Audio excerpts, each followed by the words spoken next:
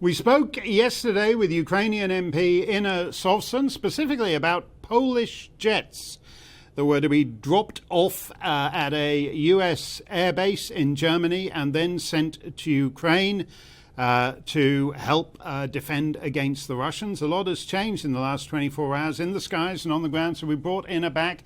And we're very grateful to her for joining us again. Inna, before we get to that, what's the situation at the hospital where the scenes look absolutely the size of that crater? I mean, this cannot be accidental.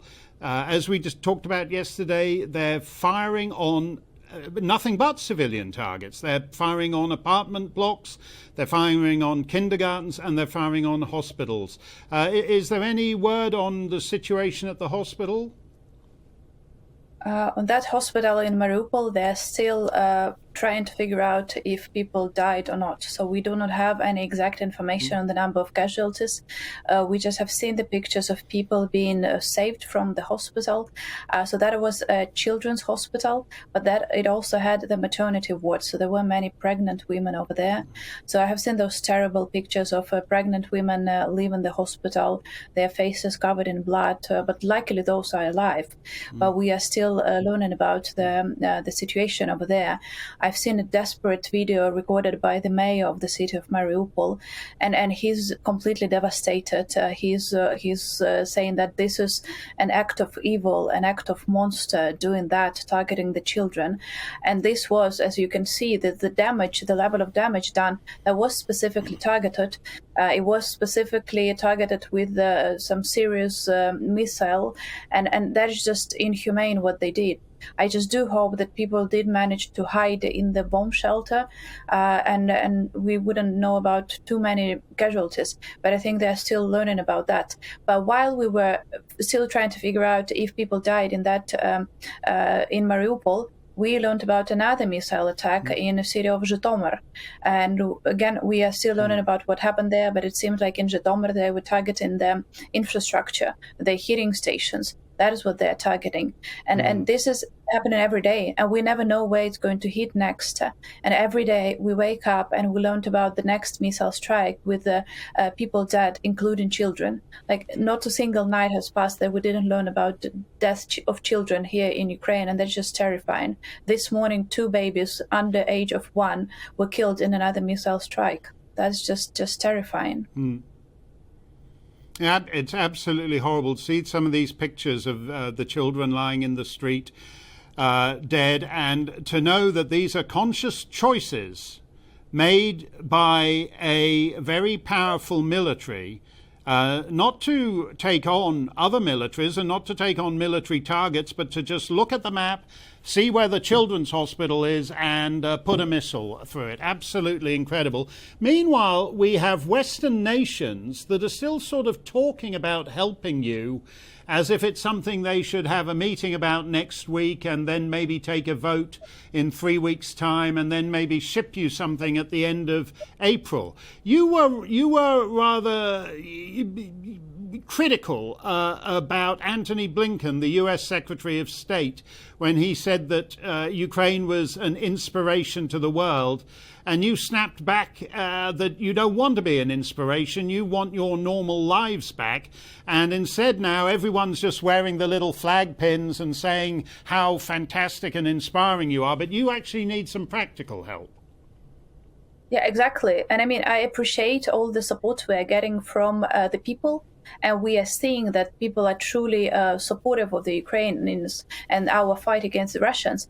But from the world leaders, we expect something more. We don't expect them to record videos saying that they love and support Ukraine. We don't expect them just to wear blue and yellow clothes. We actually want some action, because people are dying daily on hourly basis here in Ukraine. In the afternoon today, the mayor of Mariupol has done some calculation, and he said that in the city of Mariupol, from the first day of war, over 1,000 people died because of the blockade, because people do not have access to water, don't have access to electricity, to heating. That is a genocide. And we cannot react to that slowly by conducting debates and, thinking what is the best way to do that. And it seems that the West is thinking, what is the best way to help Ukraine so that not to make the situation worse?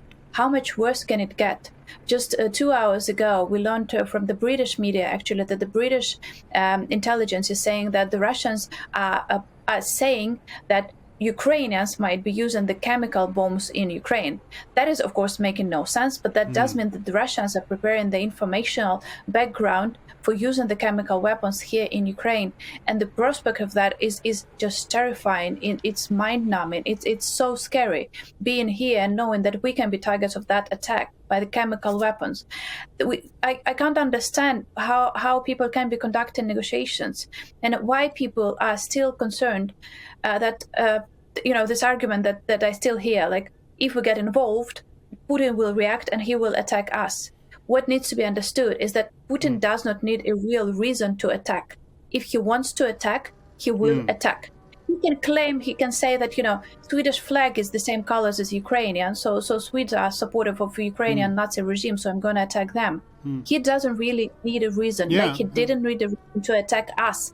And that is extremely important to understand. If he decides to attack, he will attack. The only way he will not attack if he will see the strong response. He does not respond to weakness. He only responds to strength, and that is what the whole world needs to understand and to figure out, that this is the only way to react against Putin.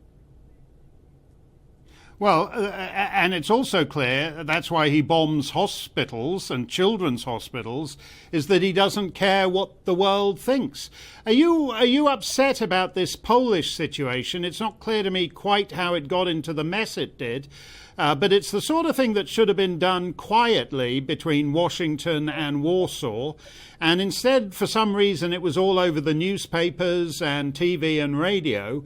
And it would have been easy for those 29 MiGs just to be delivered quietly to Ukraine for Ukraine's pilots to use. And it doesn't look like that's going to happen now. Are you angry about that?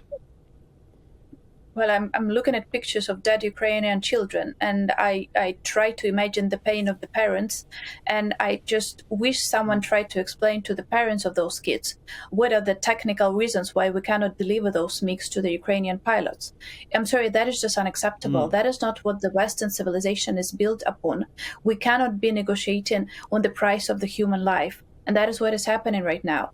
We still have hope that some deal will be struck and we shall finally get those MiGs. Because you see what they're doing from air, bombarding cities, bombarding hospitals, bombarding schools. They have destroyed more than 200 schools in Ukraine as of now. That they are like those monsters that we need to react against jointly.